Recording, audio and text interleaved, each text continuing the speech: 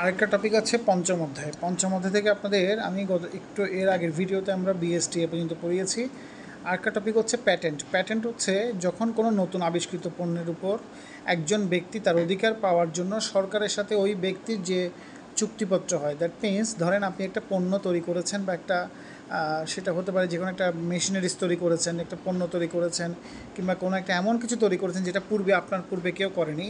তো তখন আপনি চাইলে আপনার নামে সেটি কী করতে পারবেন, আপনার অধিকারে রাখার জন্য আপনি সেটা সরকারের সাথে একটা চুক্তিপত্র করে আপনার নামে প্যাটেন্ট করে নিতে পারবেন। এতে করে হবে কি, আপনার অনুমতি ব্যতীত ওই পণ্য বা যন্ত্রাংশ বা ওই তৈরি আবিষ্কৃত জিনিস যদি অন্য কোনো ব্যক্তি বা প্রতিষ্ঠান বাজারে বিক্রি করতে যায় কিংবা তৈরি করতে যায়, তখন আপনার পারমিশন ছাড়া করতে পারবে না। এবং যদি পারমিশন ছাড়া করে, আপনি চাইলে তার বিরুদ্ধে আইনগত ব্যবস্থা গ্রহণ করতে পারবেন। এটা হচ্ছে আপনার প্যাটেন্ট। আর কপিরাইট হচ্ছে কোনটা, ধরেন আপনি কোনো একটা একটা ট্রেডমার্ক হতে পারে।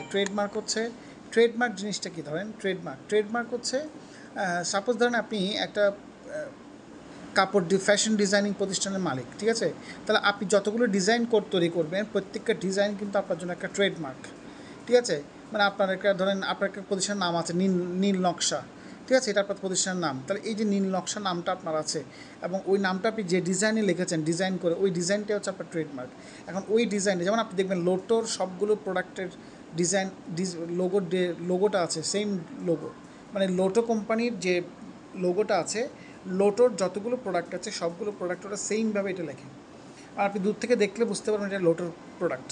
আপনি যখন অ্যাডিডাসের চিহ্নটা দেখবেন, রাইট চিহ্ন, তখন দেখে বুঝে যাবে এটা অ্যাডিডাসের প্রোডাক্ট, ঠিক আছে? অ্যাপলের চিহ্ন দেখলে আমরা বুঝতে পারি এটা আইফোন বা অ্যাপলের কোনো একটা প্রোডাক্ট হতে পারে। তো এই যে বিষয়টা, মানে একটা ট্রেডমার্ক, মানে মানুষ ও পণ্যটার নাম না জানলেও পণ্যটার কিন্তু ওই যে আপনার ট্রেডমার্কটা দেখে, চিহ্নটা দেখে বুঝে নিচ্ছে এটা ওই কোম্পানির প্রোডাক্ট হতে পারে। এটাকে বলা হচ্ছে ট্রেডমার্ক।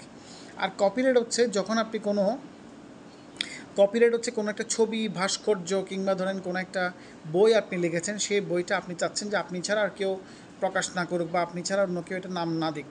তখন আপনি কী করলেন, যেমন আমি একটা বই লিখেছি, আমি সেটা আমার নামে যদি রেজিস্টার করে ফেলি, কপিরাইট করে রাখি, তাহলে আমার অনুমতি ছাড়া যদি অন্য কেউ এই বইটা তার নাম দিয়ে বাজারে বিক্রি করে, হ্যাঁ, সে চাইলে বইটা আমার বই থেকে সে রেফারেন্স হিসেবে পড়াতে পারবে, সে আমার বই থেকে কোনো একটা লাইন কোনো একটা জায়গায় লিখতে পারবে, সেখানে তবে লিখে দিতে হবে এটা অমুক ব্যক্তির নামে লেখা, ঠিক আছে?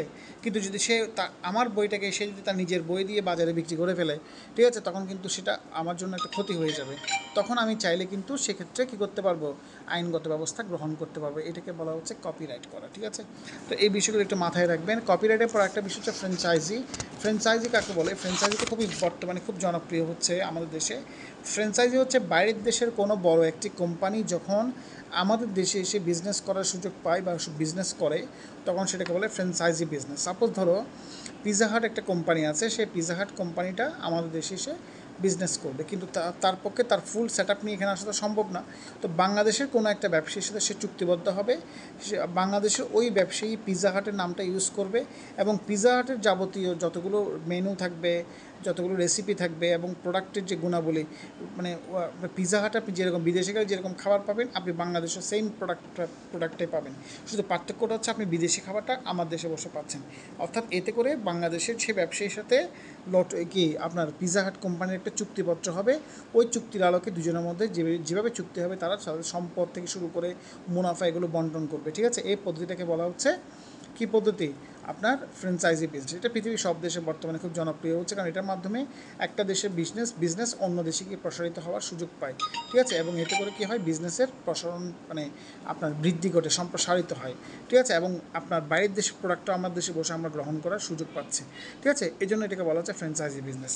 আর সর্বশেষ হচ্ছে যতগুলো বিজনেস আপনি করবেন, প্রত্যেকটা বিজনেস কিন্তু একটা ঝুঁকি থাকে। ওই ঝুঁকিটা এড়ানোর জন্য আমাদেরকে ইন্স্যুরেন্স করতে হয়। ইন্স্যুরেন্স দুই প্রকার। ইন্স্যুরেন্স কাকে বলে? বিমা কাকে বলে? বিমা হচ্ছে এমন একটা কোম্পানির সাথে আমি চুক্তি করলাম কিছু টাকার বিনিময়ে। ওই কোম্পানি কাজ হচ্ছে আমার প্রতিষ্ঠান যে চুক্তিপত্র করেছি, আমার প্রতিষ্ঠানে যদি কোনো ক্ষতিগ্রস্ত হয়, সেটা আগুন লেগে ক্ষতি হতে পারে কিংবা কোনো একটা কারণে যদি ক্ষতিগ্রস্ত হয়, বিমা কোম্পানি আমাকে কী করবে, কম্পেনসেশন বা ক্ষতিপূরণ বাবদ সেই টাকাটা প্রদান করবে। এটাকে বলা হচ্ছে বিমা। বিমা দুই রকমের হতে পারে, একটা হচ্ছে সাধারণ বিমা, একটা হচ্ছে জীবন বিমা। একজন ব্যক্তি তার জীবনের জন্য যে বিমা করে থাকে সেটাকে বলে জীবন বিমা, ঠিক আছে? যেমন ধরুন আমি আমার জীবনের জন্য বিমা করেছি, তাহলে আমার যদি কোনো ক্ষতি হয় বা কোনো একটা আমি খুব অ্যাক্সিডেন্ট হয়ে যায়, আমার অনেক বেশি অসুস্থ হয়ে যায়, কিংবা ধরেন আমি যদি মারাও যায়, পাস্ট অ্যাওয়ে হয়ে যায়, আমার ফ্যামিলি কিন্তু একটা হ্যান্ডসাম অ্যামাউন্ট বিমা কোম্পানি থেকে পাবে। তো এতে করে হবে কি, ওরা আমাকে তো আর ফিরে পাবে না, কিন্তু আমার পরিবর্তে একটা সাপোর্ট তারা পেতে পারে। এটাকে বলা হচ্ছে জীবন বিমা। আর অগ্নি বিমা, নৌ বিমা, দুর্ঘটনা বিমা, এগুলো তো সবগুলোকে বলা হচ্ছে সাধারণ বিমা। এগুলো হচ্ছে কীরকম, যখনই আপনার কোনো দুর্ঘটনা ঘটবে তখনই আপনি সেটার ক্ষতিপূরণ বাবদ একটা টাকা পাবেন। সেজন্য বলা হচ্ছে জীবন বিমাকে কিন্তু ক্ষতিপূরণের চুক্তি বলা হয় না, কিন্তু অন্যান্য সাধারণ বিমাকে ক্ষতিপূরণের চুক্তি বলা হয়। ঠিক আছে, এই বিষয়টা মাথায় রাখবেন। আর আশা রাখছি আপনাদের ফার্স্ট টার্ম পরীক্ষায় প্রথম 5টা অধ্যায় পড়লে ভালো করে হয়ে যাবে। আর সিটি কর্পোরেশনে মনে হয় প্রথম 5টার মধ্যে 3টা অধ্যায় আছে, আর ওদিকে 6, 8, 9, তারপরে যে কোনো 5টা চ্যাপ্টার ভালো করে পড়বেন। আপনাদের যদি 5টা চ্যাপ্টার থাকে 4টা চ্যাপ্টার পড়বেন, যাদের 6টা চ্যাপ্টার আছে তারা মিনিমাম 4টা থেকে 5টা চ্যাপ্টার পড়বেন, আর যাদের 7টা চ্যাপ্টার আছে তারা মিনিমাম 5টা চ্যাপ্টার পড়লে ইজিলি 5টা অঙ্ক কমন পেয়ে যাবেন, 5টা প্রশ্ন কমন পেয়ে যাবেন। ঠিক আছে, তো এই যে টপিকগুলো আপনাদেরকে বললাম, এই টপিকগুলো ভালো করে একটু বাসায় পড়বেন।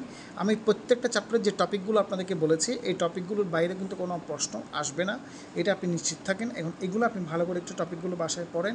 যদি কোনো প্রবলেম ফেস করেন বা কোনো সমস্যা আপনার লাগে, সেটা অবশ্যই আমি আপনাকে পরবর্তী ক্লাস আমাকে জানাবেন। ঠিক আছে, তো সে পর্যন্ত সবাই ভালো থাকবেন, সুস্থ থাকবেন।